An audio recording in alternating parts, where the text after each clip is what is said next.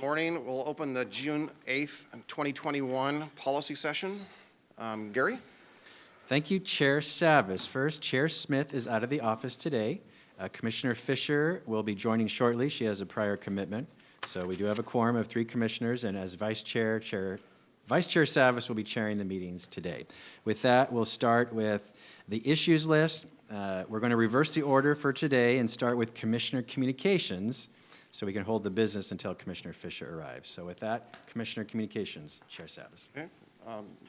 Sure, I'll just say I'm very happy that a big milestone that we've been working on since 2003 has happened, and that is that the bill to have the locks be its own public corporation to get money from the federal government in order to open it and repair it and have it workable again has passed the legislature. It's been a really long time coming, but that was really kind of a remarkable feat. And, so onward and upward. Once the bill is signed into law, we can start doing the work to pull that public corporation together and see who's going to be on it and finish our work with the Army Corps of Engineers and our federal delegation. So, yay. So that's my big news. Great. Mr. Scholl? No comments today. Okay. I have 2 things that I wanted to chat about, but I think I'll actually save the big one for the policy session this afternoon with regard to all the effort we've been putting forth to try to come up with a solution for the supportive housing services needs. But I did want to just kind of speak a little bit about the last night was our Region 1 Act. Transportation tolling was a big part of the discussion. There's a bill, HB 3055, where it's the Transportation Omnibus Bill, which is poised to, if signed by the governor and passing the legislature, will basically provide all of the structure needed to implement tolling.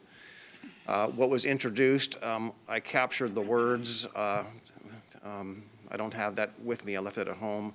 But I captured the words that was stated at the ODOT meeting last night that what's happening in the state of Oregon and in this region with regard to tolling will be the first of its kind in the nation where all lanes will be tolled on the state highways, interstates, in a metropolitan region in the country. So this will be the first one.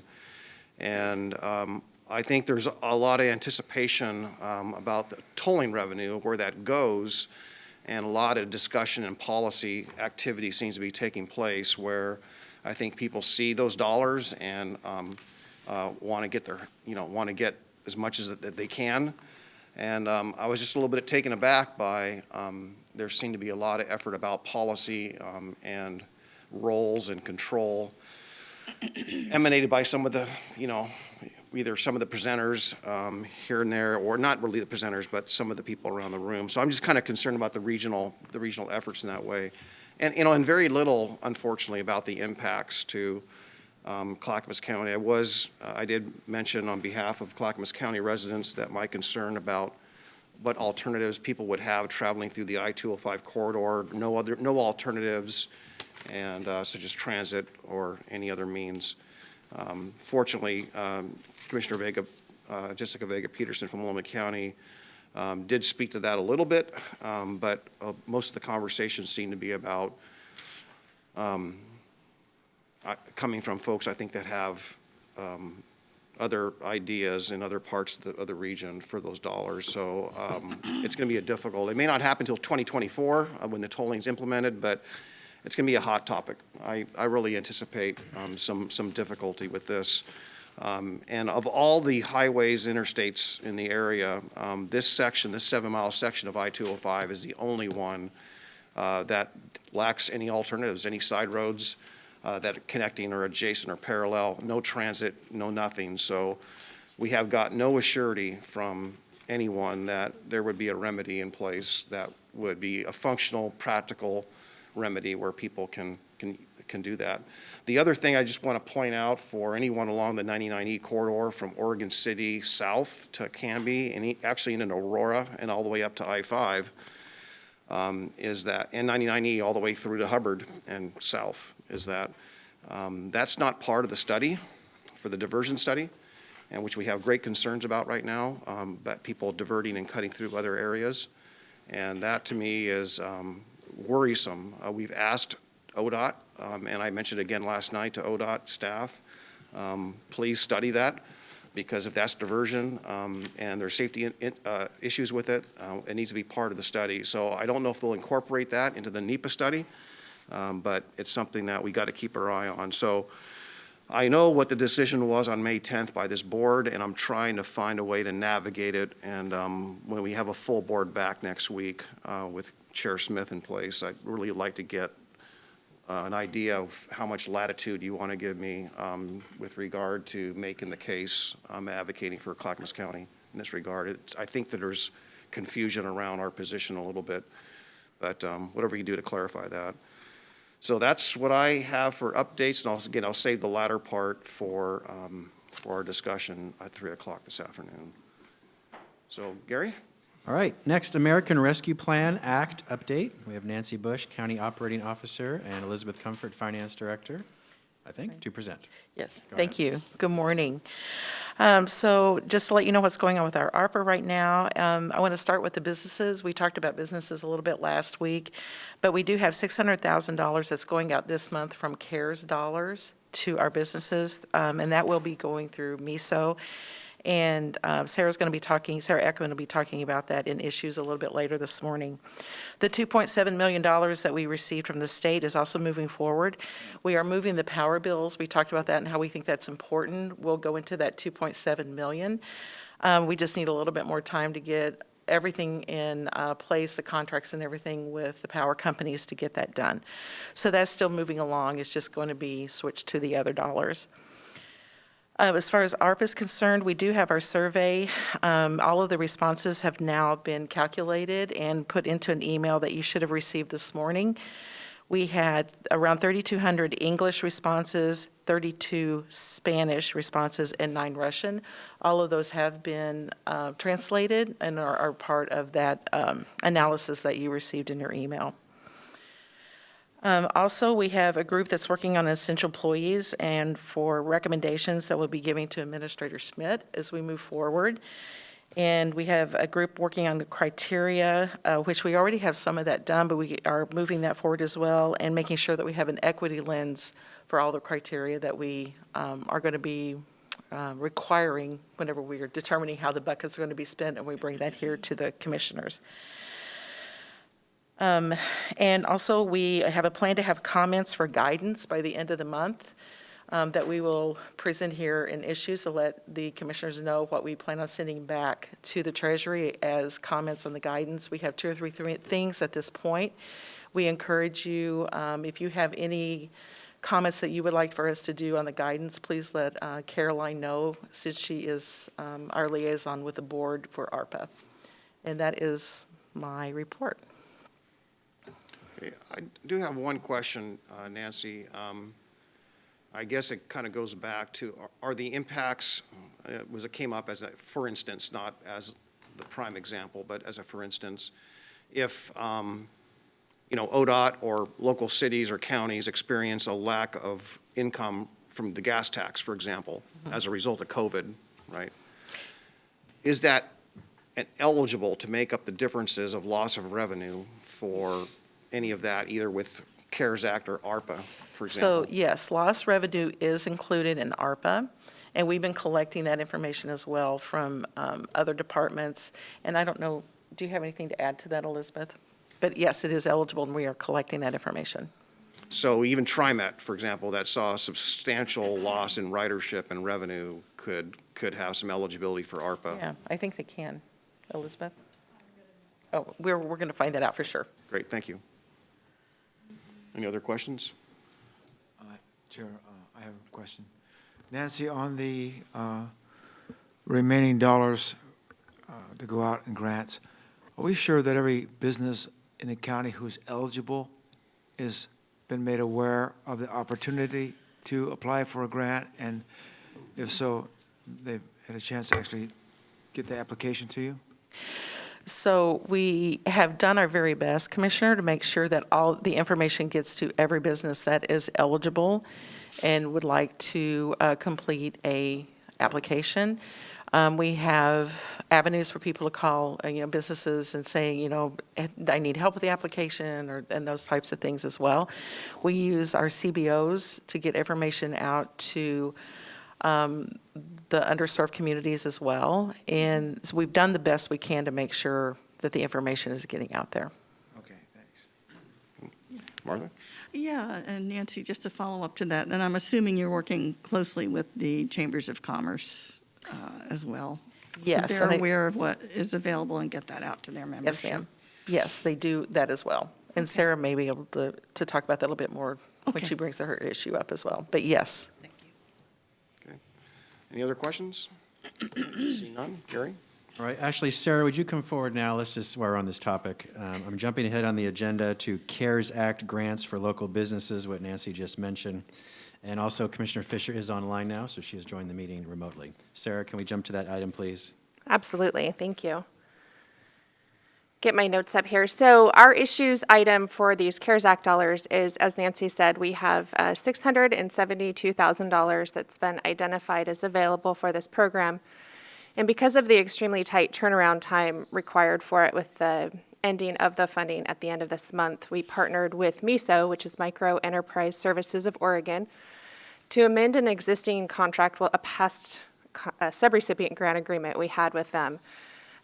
We were able to amend that to add the additional dollars. They already have the infrastructure built to facilitate the grant distribution process. And we've asked them to look at two ways to distribute funds. The first is if there are any unfunded grant applications from our previous round, so this would have been earlier this year.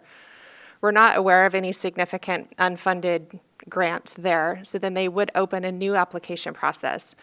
And in the memo that we provided, we devised a very simple $7,500 grant award, which would have some basic guidelines as outlined here. The business has to be in Clackamas County, of course, be registered and those sorts of things.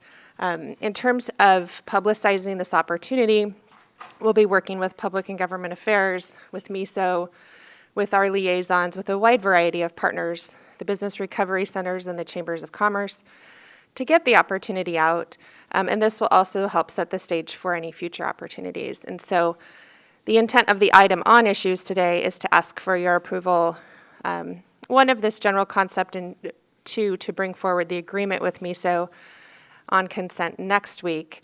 It's a very short time frame, as I mentioned, and so we're developing the agreement. We have it approved and signed back, so we're going to bring that and submit it likely today.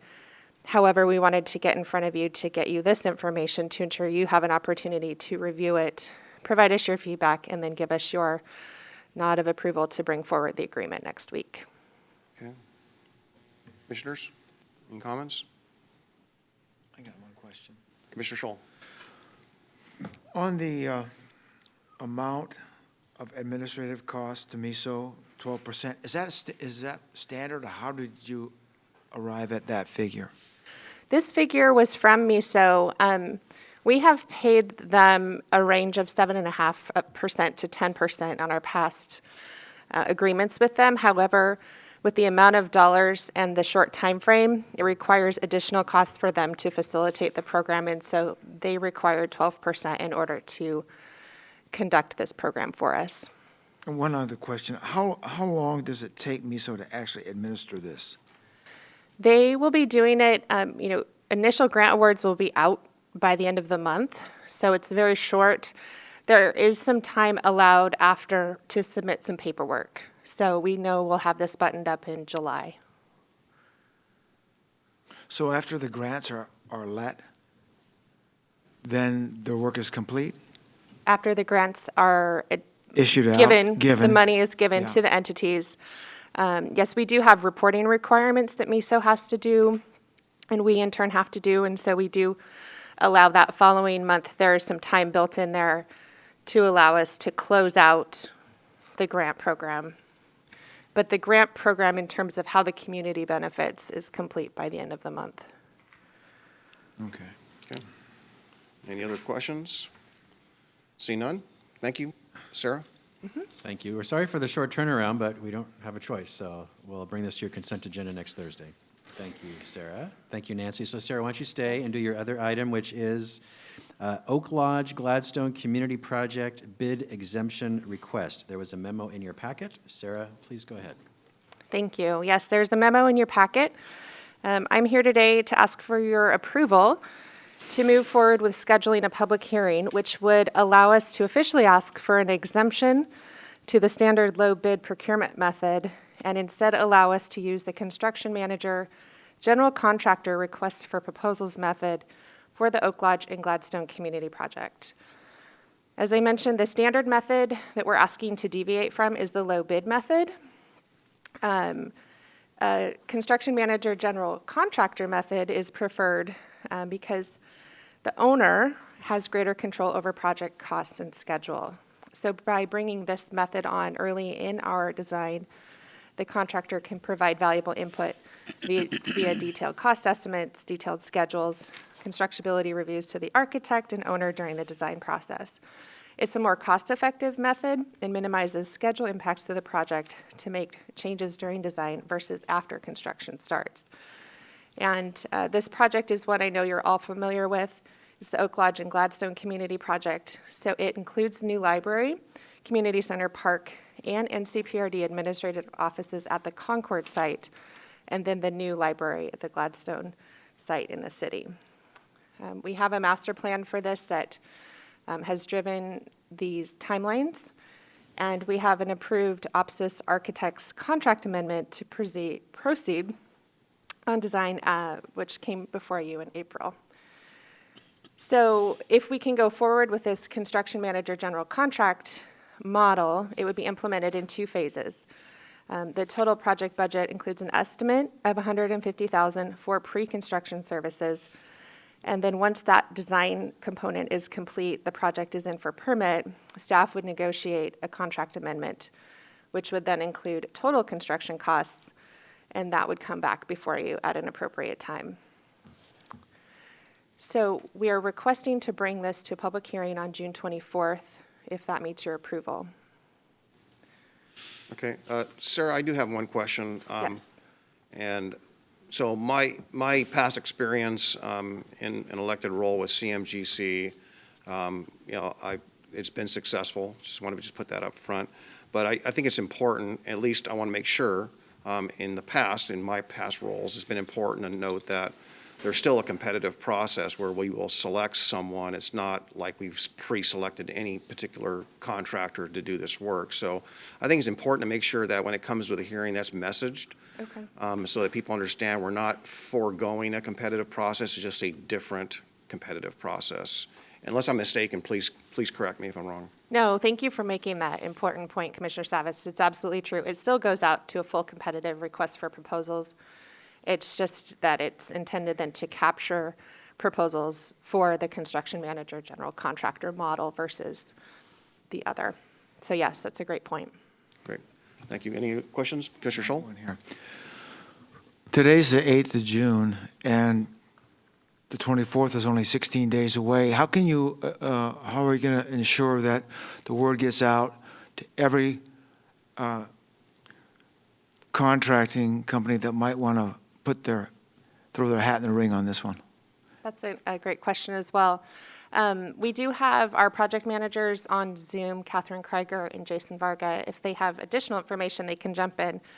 But, we will pull together a list of any known contractors who can provide this work. We provide that to our procurement contact who directly emails the opportunity to them. It's posted on ORPN, which is the known contracting database where contractors go and look for these opportunities. And so we put it in all the expected places, but we also make direct contact out to folks who we know can do this work. Okay, thank you. Actually, can I clarify? You're not picking a bidder on June 24th. You're just asking the board to approve this exemption process, Correct, just Right. to approve the exemption. Yeah. Any other questions? Great. So may we go ahead then directly to a public hearing, or would you prefer a policy session to talk more about it? I'm comfortable, colleagues. Okay. I'm good. Okay. Commissioner Fisher, are you okay? Yep. Okay, Great, Good we'll to go. do that. Thank you, Thank Sarah. you. Thank you, Commissioners. Next, back to the start of the agenda, proposed updates to secondhand dealer ordinance. Scott Seco from County Counsel's office is here. There was a memo in your packet. Also Lieutenant Kate, is that correct, from the Sheriff's Office? And today, Commissioners, your only question is, do you want to have a policy session? You're not deciding today, you're just wanting to bring this to a policy session or not? Go ahead, please, Scott. Sure. Good morning, Commissioners, Administrator Schmidt. With me is Lieutenant Chris Kate from the Sheriff's Office, and we are here to ask you about some proposed amendments to the secondhand dealer ordinance. The first question you may have is what is the secondhand dealer ordinance and why do we have it? Secondhand dealers are businesses within the county that purchase and resell used goods. So it could be your pawn shops, your consignment type shops, things of that nature. And they have been regulated in Clackamas County as they are in many other jurisdictions, simply because those businesses have traditionally, although there's lots of good legitimate businesses that do this, there are also some where stolen goods can be transferred and bought and sold. And so the Sheriff's Office oversees the secondhand dealer ordinance, which regulates those businesses. And the goal there is to really help them primarily track those stolen goods when they go through those businesses and help them recover them, get them back to original owners, bring criminal charges, things of that nature when appropriate. So we are here today proposing 3 relatively minor changes to the secondhand dealer ordinances. They are summarized in the memorandum. I'll go ahead and cover them very quickly here. Number 1 is to clarify that the secondhand dealer ordinance does not regulate the purchase and sale of firearms. And that has been in the ordinance since as long as I can remember. It's been something that we've meant to go clean up and remove from the ordinance. And the reason that it needs to be removed is because there's a state law that expressly says local governments may not regulate the purchase and sale of firearms. So we are making this amendment, proposing this amendment to be consistent with state law. It has not been enforced as long as I've been aware of it. We just, for some reason, never got around to changing it. So we're asking you to do that now.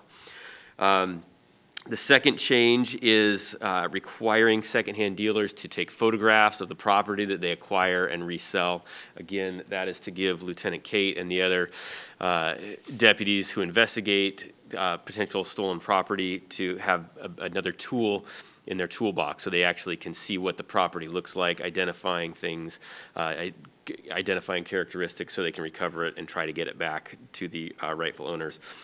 The third proposed change is simply to clarify that if secondhand dealers are fined for not complying with the requirements of this chapter, that the county can go to collections to try to recover that. And that's consistent with county practices and other departments such as code enforcement uses collection agencies to recover money owed to the county. And so we're asking for those 3 changes. And as Administrator Schmidt indicated, the question really I think today is just, is this something that you would like to have a full policy session on, or are these changes something that you would be comfortable go ahead and just moving forward to a business meeting to adopt them?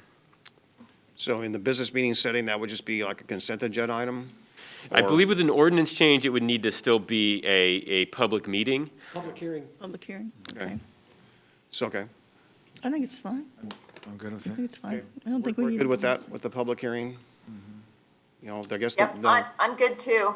Okay. So I want to share, Commissioners, you're bypassing the process you asked us to do, but it's your decision to make, but I just want to call that out. So this is your decision, not mine. We're bypassing a policy session and going straight to a business meeting. Are you okay with that?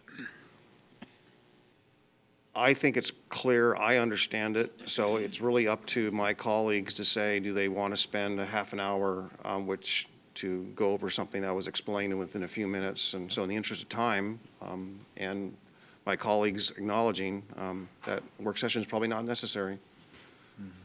I would- Is there anyone foresee anyone contesting or, not understanding? Is there any, have you been in touch with any of the secondhand dealers? Any concerns about that?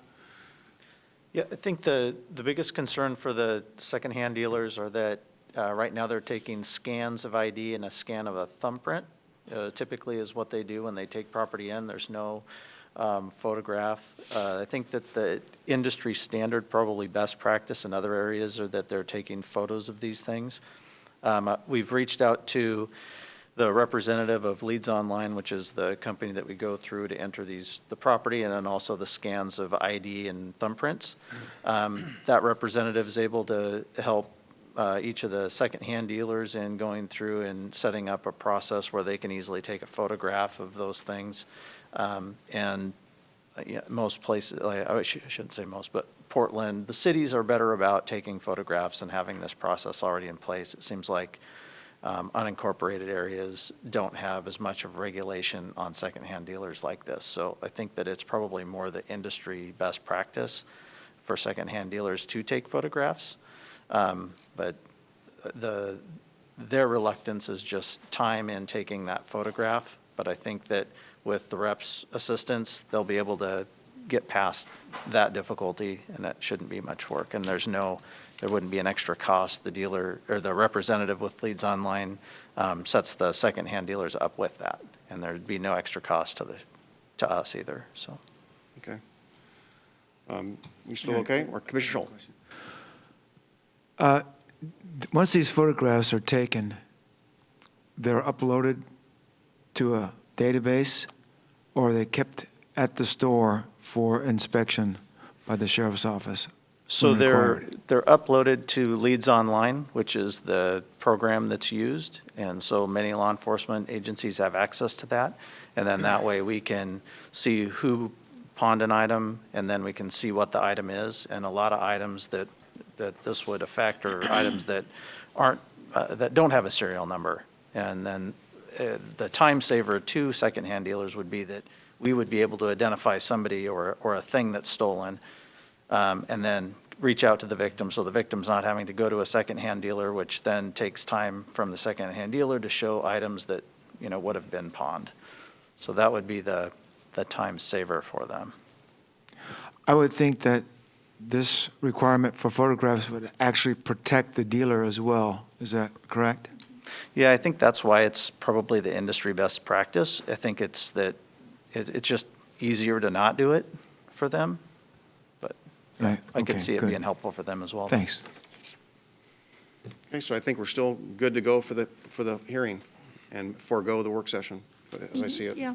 Perfect, we'll get that scheduled. Thank you. Thank you. Thanks.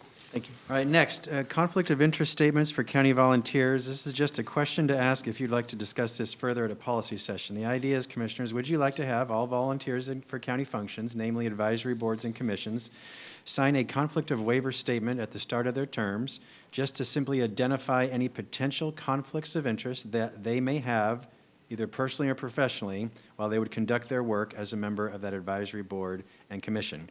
It is something that I'm aware of several nonprofit organizations do for their nonprofit boards. I'm not aware if we do that, if other local governments do that or not, but that's something we would study for you at a policy session and preparing the staff report. But simply want to ask the question, are you interested in having a further conversation about that? Or if you see no interest, we'll just drop it right now. But wanted to bring that forward to you to see if you're open to a policy session to discuss further what this could look like.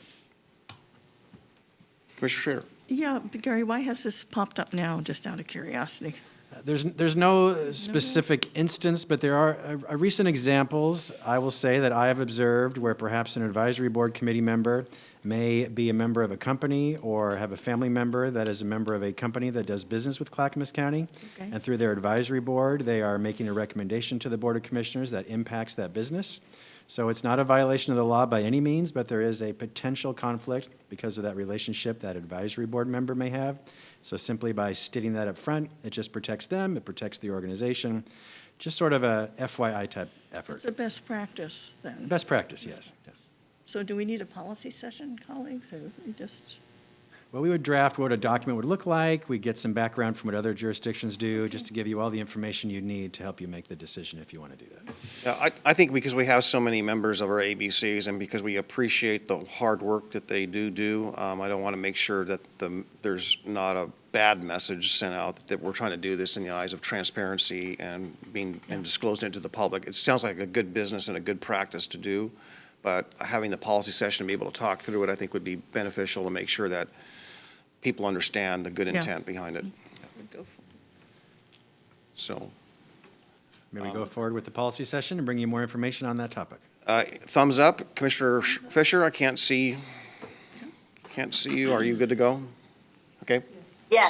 So thumbs up, I'm thank putting you. the thumbs up and you can't see me, so sorry about that. I'm counting on Shannon and to help today with conveying what the Zoom thumbs up or not is. So thank you. Great. We'll come forward with the policy session with more information, then you can make a decision from there. Thank you. Next, your business meeting agenda review for this Thursday, June 10th, 2021. It is an evening business meeting starting at 6 o'clock p.m. You'll have an ice storm updates, COVID-19 updates. You have a public hearing, the first reading of a county parks fine and code changes. You did discuss this at a policy session related to public urination and defecation. That is what this is about. This is your first reading. And that's it. You have no consent agenda because you are all caught up as of last week, although today I'm going to propose, if you agree with the items on today's consent, we move them all to this Thursday's meeting, and that will be quite a list if you agree to that, but we'll come to that in a moment. If you do have any questions on any item for the business meeting, if you'd please let me know, and we can answer those for you before Thursday. Next, the history and culture resolution draft that Chair Smith wanted to discuss. She asked to hold that until she's back next week, so we'll hold on that item. If you'd like to return to Commissioner Communications, so Commissioner Fisher can respond, and then Commissioner Savas, I don't know if you had another item or not for that. Okay. Commissioner Fisher, the three of us have spoken on Commissioner Communications, so do you have anything for us today? Not so much. I did just want to share on a personal note that I seem to be sharing my personal things with you guys along with my Blazer game, but I had the wonderful experience of going up on Mount Hood camping, and this was the night, Friday night. We did not stay for Saturday night when the earthquake happened because we got rained out Friday night and had to pack up. But boy, oh boy, I can really appreciate how challenging it is to live in a tent when it's raining and it's cold and the rain just seeps all into the tent. It was an effort to relax, and it became an adventure for sure. So I just wanted to share that with my colleagues. Other than that, we have a lot of work to do this week, so I'm looking forward to this afternoon. Great. Well, thank you. All right, great. So now we're ready for the request for consent agenda. You have a long list because we're nearing the end of the fiscal year, and you will notice this for the next 3 weeks, a long list of items to complete before the end of this current fiscal year. We always start with the directors in the room, so Rod, congratulations, you get to go first. So we're jumping on the agenda ahead to the Housing Authority of Clackamas County. First is approval to execute contracts between the Housing Authority of Clackamas County and Yardi Rent Grow to purchase a new fully integrated Housing Authority specific software service system. Total value for both contracts over the contract term is $890,000 with funding through the Housing Authority and HUD CARES Act funds. No general funds are involved. Go ahead, Rod. Yes, good morning, Commissioners and Administrator. HAC is currently operating a system that was implemented in 1999, which has a very limited functionality and is now being phased out. The new system will be utilized to track and report on various types of HUD vouchers, manage locally established programs, and manage properties. And as stated earlier, this is funding sources Housing Authority and HUD CARES Act funds. No general fund would be involved in this transaction. Okay, so looking for a thumbs up to put it on your consent agenda. Yep, so I'm going to look to Shannon for Commissioner Fisher's thumbs up, okay? Good to go? Okay, great. Next, in the matter of writing off uncollectible accounts for the fourth quarter of fiscal year 2021, the total amount to write off is $17,731.17. No general funds are involved. Go ahead, Rod. Yes, HAC is seeking approval to write off uncollectible rents, late charges, and maintenance expenses for the fourth quarter of the fiscal year 2021. As a business practice, HAC writes off debts after 90 days of collection efforts. $6,731.82 is uncollected rents and $10,999.35 for maintenance repairs, which were required before HAC could lease units to new tenants. And the names of these folks are put on a federal list, and so they're required to pay those back before they can get back into a rental system. So that's how they try to recoup these funds long term. and there's no general funds involved in this. Great. Okay with that? Or Commissioner Scholl? Can I ask a question Sure, on that? you may. Of all the rentals you manage, you only have $6,000 in back rents for the fourth quarter? Is that right? Yes. Yes. Well, that's interesting to know, considering the situation we're in about rent. So that's positive, is it not? Yes. Actually? Mm-hmm. Okay, good, thank you. Could be a lot worse. Yes, it could. So we're good to go on that one? Good Yes? to go. Okay. Great, okay, thank you. Next, Health, Housing, and Human Services, also Rod. First, approval to accept a grant award with Kaiser Permanente Community Health in partnership with Oregon Primary Care Association to support COVID-19 vaccination efforts. The maximum agreement value is $100,000 with funding through the Oregon Primary Care Association. No county general funds are involved. Go ahead, Rod.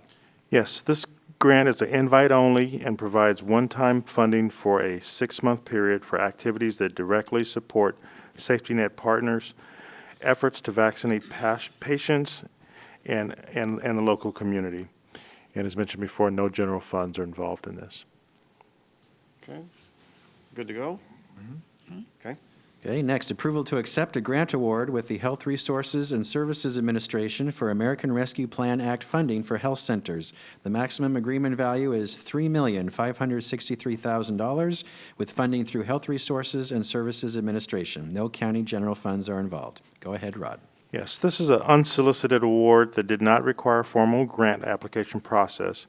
The award was offered based on health center's status as a FQHC. Health Center intends to focus this funding on the maintenance of pediatric and dental care teams. And as mentioned before, no general funds are involved. So is this what, Mike, I do have one question. So this is one of the first applications for the ARPA dollars, the way it reads? No, correct? this comes directly to our health centers. It's not part of the ARPA Okay, so process. it's direct. Okay, great, thank you. Any issues, questions? Okay, good to go. Okay, next, approval to apply for a funding opportunity with Care Oregon for Care Oregon Emergency Relief Funds. The maximum agreement value is $750,000 with funding through Care Oregon. No county general funds are involved. Go ahead, Rod. Yes, and these funds will be used to establish 2 school-based health centers in North Clackamas School District and complete construction of the new integrated Sandy Health Center. No general funds are involved in this. Commissioners, looks good. Okay. Next, approval of an intergovernmental agreement with Oregon Health Authority and Clackamas County Public Health Division. This is a FEMA revenue agreement only. No county general funds are involved. Rod, go ahead. Yes, this IGA allows for the county to receive FEMA funding for local COVID-19 vaccination operations, and there's no general fund involved in this transaction. Okay, commissioners? Good to Great. go. Next, approval of a local subrecipient grant agreement with Northwest Family Services to provide ready-for-kindergarten workshops and educational supplies to families with young children.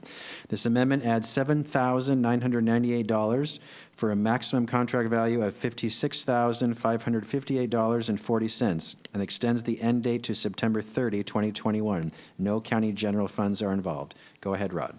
Yes, and just a piece to add, these services are designed to help foster brain development, school readiness, and positive parent-child interactions for families in Clackamas County. No general fund. Rod, just a question, just curiosity. How young, for instance? I know what a kindergarten age is, but is it, how young can it be? Or to? Oh, it could go 0 to 3. You can do preschool, you can do childcare. So this early learning piece, they try to get to parents as soon as they can, really teach parents how to be teachers of their children. It's part of the programming. Okay, great, thank you. Commissioners? Okay, we're good? All right, next, approval of a revenue agreement with the state of Oregon, acting by and through its Oregon Health Authority for the Reproductive Health Program. This revenue generates through fees for services. No county general funds are involved. Go ahead, Rod. Yes, as a provider agency, health centers will receive payments for providing reproductive health services, supplies, and devices to eligible clients. No general funds are involved in this project. Commissioners? Okay, we're good. Okay, next, approval of a local subrecipient amendment with Clackamas County Children's Commission to provide Head Start, Early Head Start children access to Ready Rosie programming and Ready for Kindergarten supplies.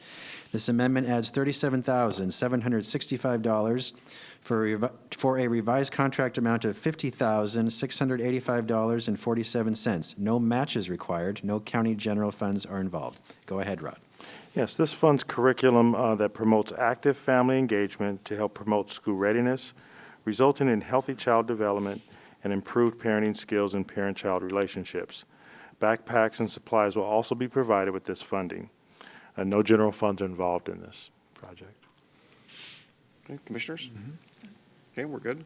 All right, next, approval to purchase a one Category B bus from T Northwest Sales for use by the Mount Hood Express Transit Service.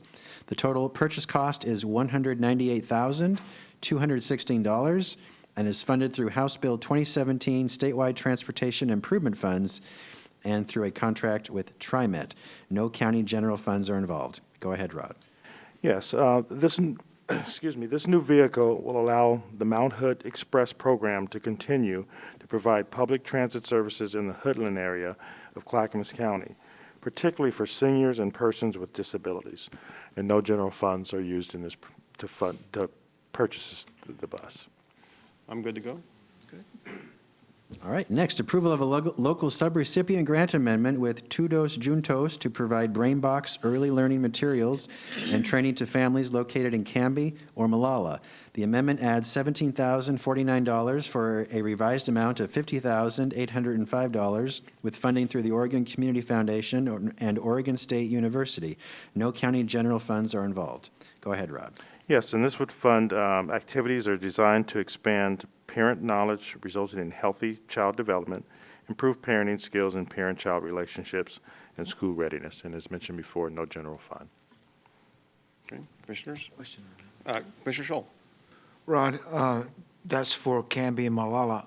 What sort of support are the other cities getting for this Todos Judos brain box? Todos Juntos prefers to do their work in the rural areas, so they kind of they deal with Latino families mostly, but they're in Canby, Estacada, Malala. You always see them in the rural sites, and then you have other agencies like Northwest Family Services who typically would do the urban areas. Same programming, just different nonprofits that we work with to kind of share the wealth. So does Estacada already have something going on and funded for this?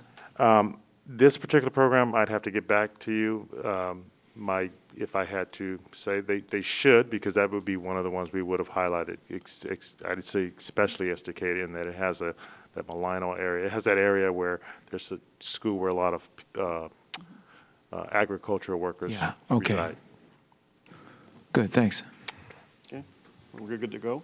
Okay, proceed. All right, next, approval of an amendment to a contract with Northwest Family Services for drug and alcohol pre-engagement and prevention activities.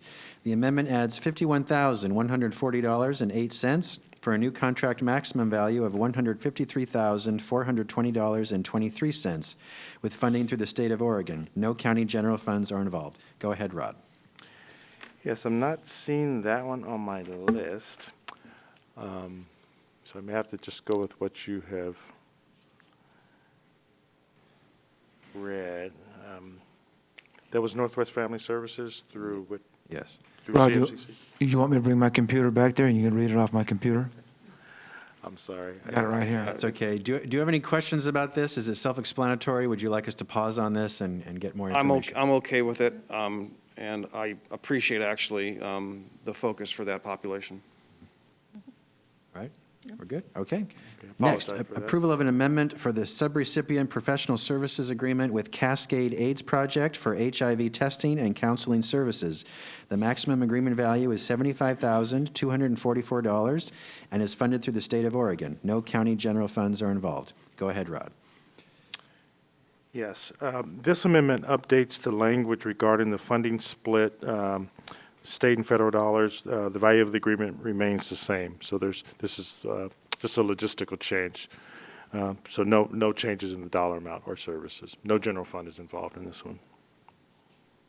All right, commissioners? Okay, All proceed. right.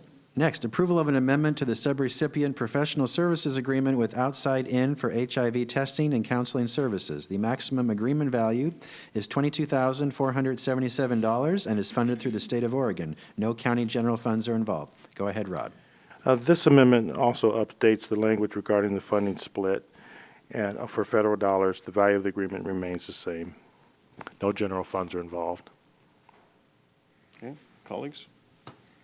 Proceed. Very good. All right, Rod, thank you Okay, thank for you. that. Chris, are you here for Wes? Backup? Okay, so I'm going to jump ahead to Technology Services. Dave Cummings, please come forward. Technology Services, approval of a service level agreement between the Clackamas Broadband Exchange and Allstream Business US for dark fiber connections. The monthly reoccurring cost for the connections will be $1,465, with a non-reoccurring cost of $98,500. The funding source for the expansion of this fiber network will be contributed from the Clackamas Broadband Exchange budget and then reimbursed by Allstream Business US. No county general funds are involved. Dave, go ahead. Okay, yes, this is an additional connection through Allstream that we already do business with. As Commissioner or Administrator Schmidt has said, Allstream is going to reimburse us for the build, and there'll be an additional revenue source of $1,465 a month coming in. That's basically what it is. Okay, so I do have a question on this one. So the part about a non-recurring cost of $98,500, and the recurring cost connections will be $1,465. So, what is that $1,465? That's a monthly lease fee that they pay us. Okay, all right. Okay, thank you. I just needed context. I appreciate that. Thank you. Absolutely. Okay, commissioners? Okay, good to go? Great. Okay, thank you, Dave. With your indulgence, Commissioners, I'm going to jump on the agenda here. So I'm going to go back to the end of the agenda, Water Environment Services. So Greg Geis should be online. Is that true? All right, bring him in, please. First, approval of an amendment to an intergovernmental agreement between Water Environment Services and the City of Happy Valley, Oregon, for street sweeping services. The amendment is for the amount of $83,000 with funding through the Water Environment Services Surface Water Operating Fund. No county general funds are involved. Go ahead, Greg. Good morning, Commissioners. Yeah, this is exactly what it says. Happy Valley does a certain amount of street sweeping for aesthetics reasons. There's good evidence and studies out there that doing more frequent street sweeping improves runoff, water quality, reduces pollutants into our local streams. And so we augment their program to that enhanced level, $83,000 a year for the next 2 years. Okay, Greg, just one question. Maybe you just said it, I didn't pick up on it with these masks. How long, what is this, what long period of time does this $98,000 buy, or $83,000 buy? Is that a year, 2 years? I believe that's annual. Annual, okay. Thank you. Questions? Commissioner Scholl? Question. Is it common for Wes to enter into an agreement like this where you're paying a city to conduct what the city would normally do on its own? No, the nuance here is that Water Environment Services owns and operates the collection system within the city of Happy Valley, and we're responsible for the Clean Water Act stormwater permit. This is one of the activities that we report on an annual basis in order to, stay in compliance with that Clean Water Act permit. Happy Valley doesn't have that same requirement, so it doesn't. It's not a requirement for them to go that extra mile. They do it for aesthetic reasons, and we add that water quality element because we have that responsibility in Happy Valley. I see. Okay, good, thanks. Any other questions? Good to go? Good.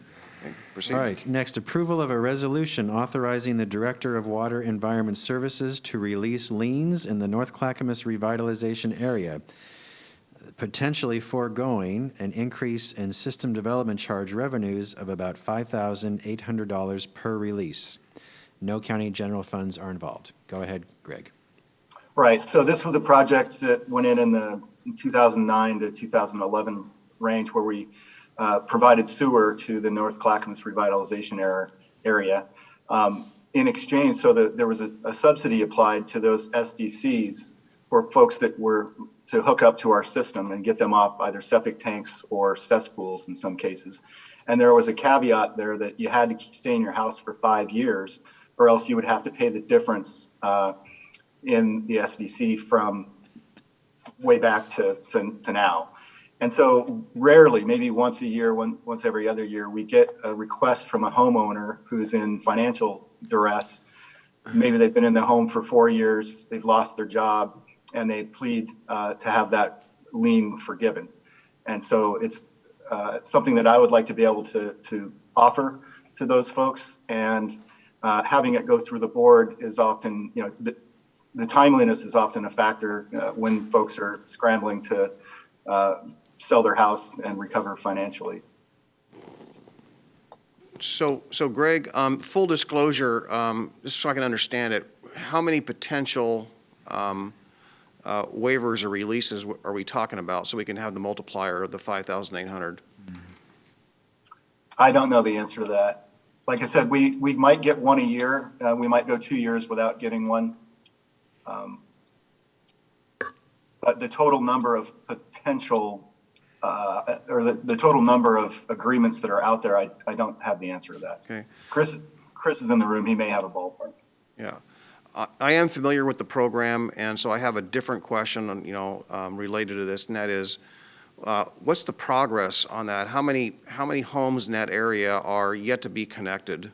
That was the goal, was to connect everyone to sewer, and I know that we basically incentivize it with this plan.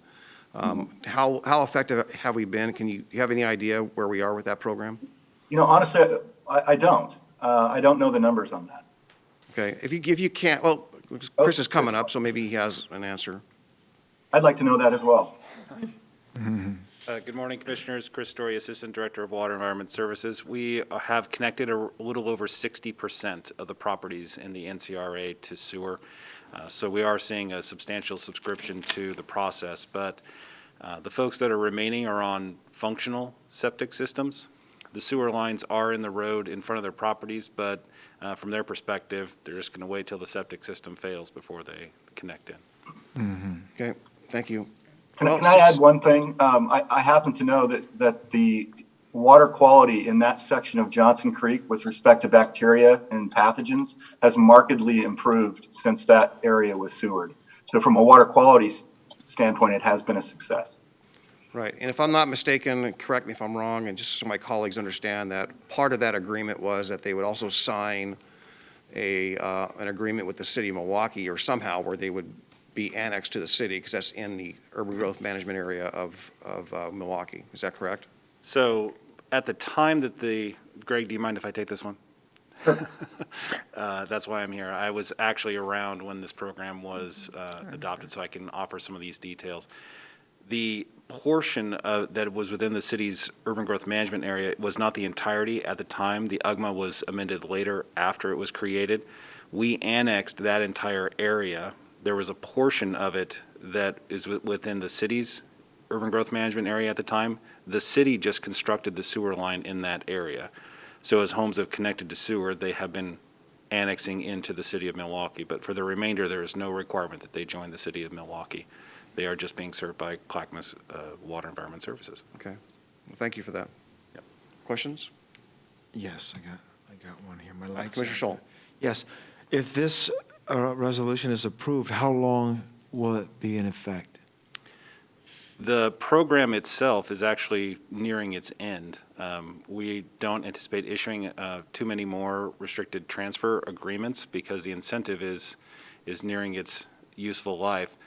So we would anticipate it probably being another 4 years or so that it would be effective or meaningful, you might say. Okay. Okay, so the net result would be that there still be a percentage of homes out there that are disconnected and essentially, polluters, if you will. Well, they're not polluters in the sense that they do have a licensed septic system, but we have seen material improvements in water quality by being on sewer rather than septic, so we do hope they will connect when they can. And the credit, so just to be clear, the Urban Renewal Agency paid a credit for each property. While the incentive program will end, that credit will remain available for folks. So when they come to connect, rather than paying the then current system development charge, they will pay the current system development charge minus the credit of what has been prepaid by the Urban Renewal Agency. Okay. Thank you. Are we good to go? Yeah. Okay, proceed. All right, thank you, Greg and Chris. Moving backwards on your agenda, next, Transportation and Development. Is Dan Johnson online? Yes, sorry. Is that a yes? Yes. Great, all right. Approval of a contract with TFT Construction for the Kelso Road, Ritchie Road paving package. Total contract value, $1,019,342 with funding through the County Road Fund. No general funds are involved. Go ahead, Dan. Great, thank you so much. County Commissioners, Dan Johnson, Director of Transportation and Development.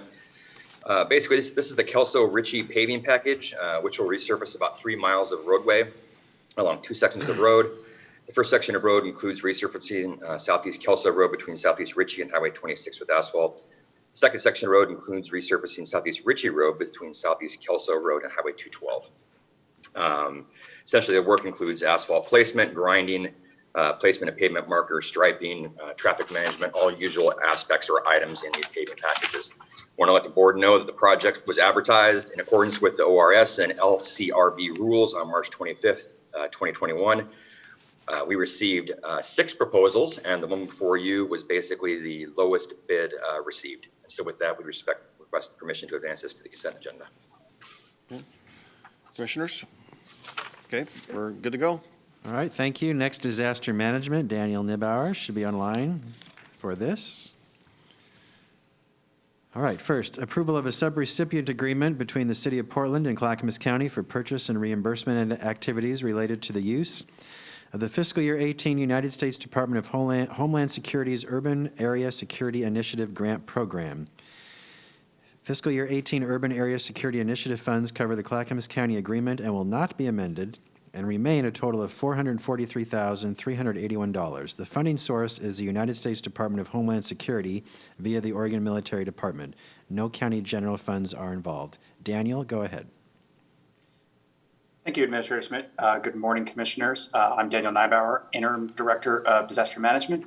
And this approval to the subrecipient agreement will allow us additional time to spend funds for expanding the functionality of the Metro West CAD system and spend additional monies for Citizen Corps equipment that we are purchasing on the Community Emergency Response Team's behalf. Both are reallocation amounts from the additional grant, and there is no general fund impact. Okay, Commissioners? Looks like we're good to go. All right, next, approval of an amendment to an intergovernmental agreement between the State of Oregon, Oregon State Police, and Clackamas County for Medical Examiner's Office Building Agreement.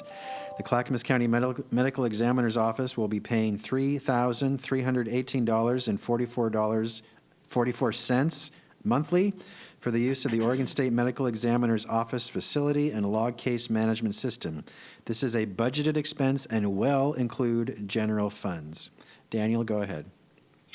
This amendment is to upgrade for additional space and additional storage for the medical examiner's office in their current building with the State of Oregon, Oregon State Police Medical Examiner's Office. And as Gary said, there is a general fund, but this is already a budgeted expense. Okay, Commissioners? Question on that. Question, Commissioner Scholl? And for how long of a period are we talking about here? For the next 2 years, Okay. 2 fiscal years. Okay, great. Proceed. All right, next, approval to apply for a fiscal year 2021 emergency management performance grant between Clackamas County and the State of Oregon. The grant agreement total value anticipated is around $212,000. The grant is a 50% federal share grant that will reimburse Clackamas County disaster management up to 50% of salaries and benefits for 6 employees. There are county general funds involved with this request, and they are already budgeted. Go ahead, please, Daniel. This is a grant that occurs every year that but changes in the overall amount, but covers up to 50% of salary and benefits for employees. And we do anticipate this grant to go up slightly every year. There's a slight reallocation of the total grant award. Okay, colleagues? Proceed. Great, thank you, Daniel. Finally, community corrections. Is Malcolm online? Yes. Yep, okay.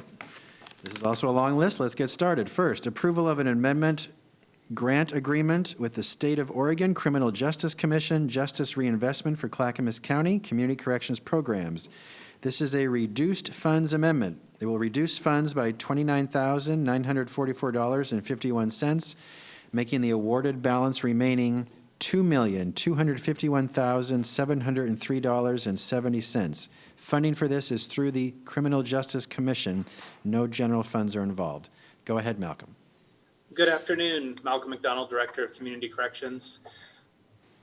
Due to the pandemic, we had a couple items in our grant that we could not complete, so we are required to return any forecasted funds back to the Criminal Justice Commission, so that's why there's a reduction.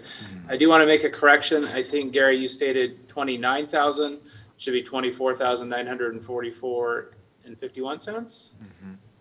Sorry, it's written that way. If I said it wrong, I'm sorry. Okay, Yeah. just for the record. Yep. There's no impacts to returning this money. Okay, colleagues? Proceed. Okay, next, approval of an intergovernmental agreement between Clackamas County Community Corrections and the Oregon State Parks, Milo McIver State Park, to provide work crew services from July 1, 2021 through June 30, 2022. This will provide approximately $30,000 in revenue to support the community service program. No general funds are involved. Go ahead, Malcolm. So the remaining items following this one are all almost the same intergovernmental agreements with different dollar amounts. They're all for our community service programs where we contract with either, in this case, the state parks or various municipalities to provide services with our community service crews. So we're saving jail beds, but we're also providing a service to the community that otherwise might not be available to them in an efficient manner at a reduced rate that oftentimes these cities don't have the means or to fulfill, or the personnel where we can send in 6 people with weed eaters into an area that couldn't otherwise be cleared is one example of the work we do. In this particular instance, Milo McIver reached out to us after the ice storm and requested the contract, so we've been doing a lot of work to help them clean up after the ice storm is another example in this particular one. But all these items that we have moving forward are similar in nature and all for our community service program. Colleagues?